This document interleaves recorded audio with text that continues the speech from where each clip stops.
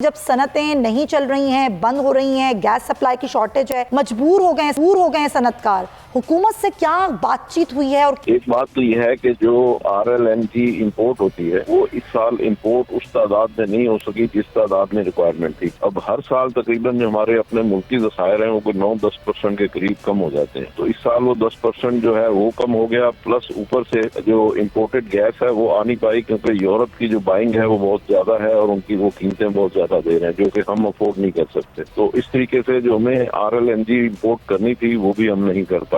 तो इस वजह से यहाँ पे इस वक्त तो गैस का जो बहरान है वो बहुत शदीद हो गया। जाहिर साहब बहुत शुक्रिया आपके वक्त का। अब सारी जो सूरत हाल है इस वक्त सनतों की, इस सूरत हाल में जब सनतें नहीं चल रही हैं, बंद हो रही हैं, गैस सप्लाई की शॉर्टेज है, मजबूर हो गए सनतकार, हुकूमत से क्या बातचीत हुई है और क्या सूरत हाल है इस सिचुएशन में?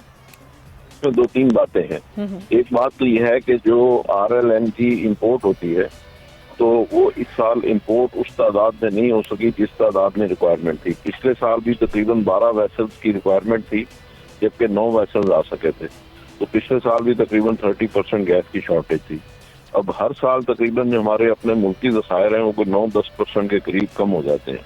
तो इस साल वो 10% जो है वो कम हो गया, प्लस ऊपर से जो इम्पोर्टेड गैस है वो आ नहीं पाई क्योंकि यूरोप की जो बाइंग है वो बहुत ज्यादा है और उनकी वो कीमतें बहुत ज्यादा दे रहे हैं जो कि हम अफोर्ड नहीं कर सकते। तो इस तरीके से जो हमें RLNG इंपोर्ट करनी थी वो भी हम नहीं कर पाए। तो इस वजह से यहाँ पे इस वक्त तो गैस का जो बहरान है वो बहुत शदीद हो गया। अभी दूसरे लफ्जों में इसका मतलब ये है कि इसको हमें विद इन विच हमें ऑर्गेनाइज करना होगा और अपने आप को मैनेज करना होगा। अब मैनेज करने की जो सूरत हाल है वो गवर्नमेंट ये निकालती है कि सबसे पहले जो है वो ह्यूमन कंजम्पशन के लिए और डोमेस्टिक कंजम्पशन के लिए जितनी गैस है वो उस तरफ डाइवर्ट कर देते हैं। तो जब सर्दियां आती हैं तो सारी गैस का रुख जो है वो कोयटा और जो भी सर्द इलाके हैं उनकी तरफ मुड़ जाता है ताकि वो वहाँ पे ह्यूमन कंजम्पशन के लिए, डोमेस्टिक कंजम्पशन के लिए, गीजर्स के लिए वो गैस दी जा सके।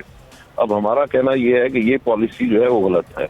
होना ये चाहिए कि हमारे पास इस वक्त बिजली कदरे सरप्लस है, अगर हम बिजली में थोड़ा सा रिबेट दे के इनको दें डोमेस्टिक कंजम्पशन के लिए और इसके साथ साथ जो LPG है वो दें डोमेस्टिक कंजम्पशन के लिए और सोलर के ऊपर सारे गीजर जो हैं वो शिफ्ट किए जाएं, तो वो जो डोमेस्टिक कंजम्पशन की जो गैस है या ह्यूमन कंजम्पशन की जो गैस है वो इंडस्ट्री की तरफ डाइवर्ट हो सकती है। तो इस तरीके से इंडस्ट्री भी चल सकती है। लेकिन अब ये जो पॉलिसी है इसकी वजह से इंडस्ट्री को चूंकि गैस नहीं मिलेगी और बिजली और का आपने बड़ा तफसील से सारा सिनेरियो भी बताया, कुछ हल भी आपने बता दिए। तो वजीर आजम पाकिस्तान से आपने अपील की है इस सूरत हाल से निपटने के लिए, क्या वजीर आजम हाउस से कोई जवाब आया आपको? देखिए वज़ीर आज़म से तो कोई अभी तक जवाब नहीं आया। अच्छा। लेकिन असल बात जो आउट ऑफ द बॉक्स हम चाह रहे हैं कि कोई इसकी सोल्यूशन निकले वो कोई इतनी मुश्किल भी नहीं है। क्योंकि अगर हमारे पास देखें ना, अगर आपके घर में गीजर है और गीजर को बिजली पे मुंतकिल कर दिया जाए, आपके चूल्हे को बिजली पे मुंतकिल कर दिया जाए, आपको LPG दे दी जाए, तो जाहिर है आपके खाना भी पकेगा, आपका गीजर भी चलेगा, आपको कोई प्रॉब्लम नहीं होगी। और वो जो गैस आपसे बचेगी वो इंडस्ट्री को दे दी जाए। तो ये एक बड़ा सिंपल सा सोल्यूशन है। अगर इस तरीके से, ये पॉलिसी मैटर है, तो अगर इसमें गवर्नमेंट इसमें इंटरेस्ट ले और इसको फौरी तौर पे इसको नाफिज कर दे। एक चीज और भी है कि इसमें LPG जो है वो महंगी है और जो हमारी सुई गैस है वो सस्ती है। तो तकरीबन 2-2.5 गुना 3 गुना का कीमत का फर्क है। तो वो डोमेस्टिक जो उसकी कॉस्ट होगी वो बढ़ेगी। अच्छा, अब हम जो गैस दे रहे हैं डोमेस्टिक कंजम्पशन के लिए वैसे भी थ्रो अवे प्राइस पे दे रहे हैं, बहुत ही चीप प्राइस पे दे रहे हैं। अच्छा। उसकी प्राइस भी अगर बढ़ भी जाएगी तो कोई हर्ज नहीं है और अगर गवर्नमेंट उसको कंपनसेट भी करना चाहे तो कंपनसेट भी कर सकती है। सही। कि उनको उस पे LPG पे कोई रिबेट दे दें, कोई कंसेशन दे दें, सब्सिडी दे दें। इसी तरह बिजली पे जैसे 300 यूनिट्स पे सर्दियों में उसको 500 यूनिट तक कर दें। तो इस तरीके से हमारे जो लोग हैं डोमेस्टिक कंजम्पशन के लिए उनका काम भी हो जाएगा और इंडस्ट्री भी चलती रहेगी। तो ये कोई इतना मुश्किल सिचुएशन नहीं है कि जिसके ऊपर कोई काम हो ना सके। इसी तरीके से अगर हम सोलर पे मुंतकिल कर दें सारे लोगों को तो 2-3 महीने में लोग सोलर पे भी शिफ्ट हो सकते हैं। तो ये सारे काम जो है ये डूएबल काम है और ये सारे काम बड़े इंपॉर्टेंट है। मियां जाहिद हुसैन, आप बहुत शुक्रिया आपके वक्त का, अपनी इंपॉर्टेंट बात की है। पॉलिसीज बनाना जरूरी है, हुकूमतों को चाहिए कि आवाम की फलाह बहबूद के लिए काम करें ताकि आवाम को परेशानी ना उठानी पड़े। अगर आपको ये वीडियो पसंद आई है तो सब्सक्राइब करें और बेल आइकन पर क्लिक करें।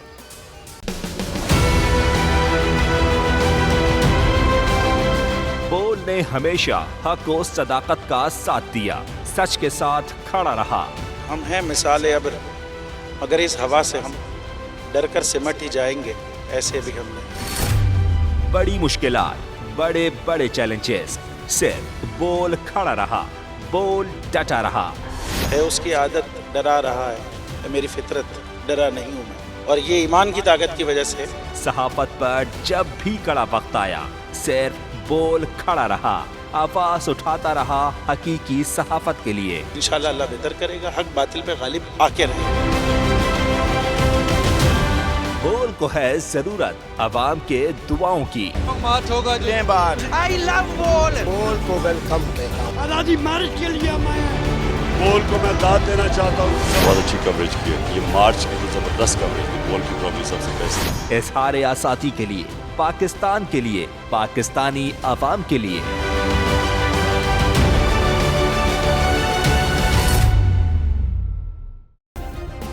सब्सक्राइब करें और बेल दबाएं ताकि कोई खबर रह न जाए।